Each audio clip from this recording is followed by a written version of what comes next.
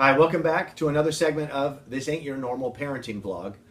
We've got Bruce Lipton coming up again, and he's talking about the first 7 years of life and how crucial they are in enhancing your child's future. Now, as every parent, we all want our children to thrive, but this world, let's face it, it's becoming more stressful. It's moving ever so fast.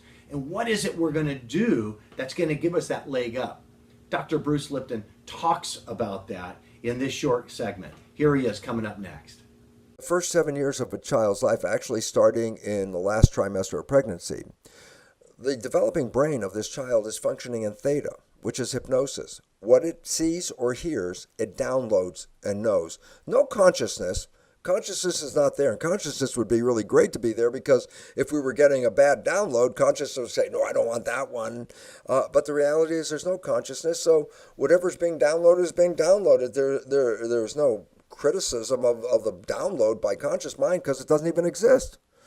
And here's where the problem comes in. Why do we download it? Number one is the idea is, if the child was born and it was conscious, let's say it could speak. Let's just say a child could speak the moment it's born. So it's coming out of the birth canal, and we go, oh, wow, welcome to our world. Tell us something. And the baby who was just being born looks around and goes, I don't know anything. I just got here. So the point about it is this. In order to bring the child into the community, we first have to put programs in it, just like we did with the iPod. I cannot make a playlist if I don't have a download. I cannot be conscious if I don't have anything to be conscious of. So the brain operating in theta for the first 7 years is a state of hypnosis. To do what? Record behavior by observing other people, especially our parents, then our siblings, and then the community around us. The point is simply this. The first 7 years, we are downloading behavior. From who? From where? Other people. I go, why is that relevant? Well, if they had bad behavior, we just downloaded it too. And all of a sudden, I'd have to say, do other people's behaviors answer your wishes and your desires? Maybe you want something different than they do, but they have a behavior to get what they get. What's the point? The programs that we download in the 7 years are a guide to get us off the ground. So when consciousness kicks in at age 7, consciousness has programs to work with. If there are no programs in the subconscious mind, then consciousness can't think of anything, because there's nothing to work with. It's like a computer. You got nothing in it, you turn it on, you can't do anything. You have to put some programs in it, then you can do something. 7 years downloading programs without filtering those programs. Once consciousness kicks in, then the conscious mind can use these programs to create the character of life. And I say, why is this important? Well, as psychologists will reveal, 70% or so of these programs are not supporting us. And in fact, they're disempowering, self-sabotaging, and limiting in their scope. And the significance, why is this important? Because if I try to operate a life from my downloaded programs, does that mean I can be successful? I say, wow, it depends on who downloaded your programs. The more negative programs you receive, the less likely you're going to have a wonderful life. The more struggle you might as well imagine getting, because you have to overcome the negative programs.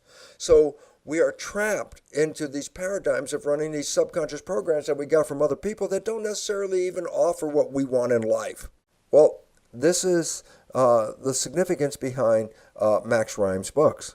Is because they are given an opportunity to see those behaviors that encourage health, happiness, and joy in the character and quality of their lives. It's a teaching aspect that teaches good behaviors, good manners, understanding of living in health and happiness in their world. So can the Max Rhymes book change people's lives? Well, absolutely, especially when youngsters under 7 start to get the story told to them. They download the story under 7. They're in theta, and they're recording the story as a behavior. And therefore, we're given a story of good behaviors. This story could be picked up by that child and utilized for the rest of their lives. Do I think this can happen, that Max Rhymes can change millions of lives? I say, absolutely.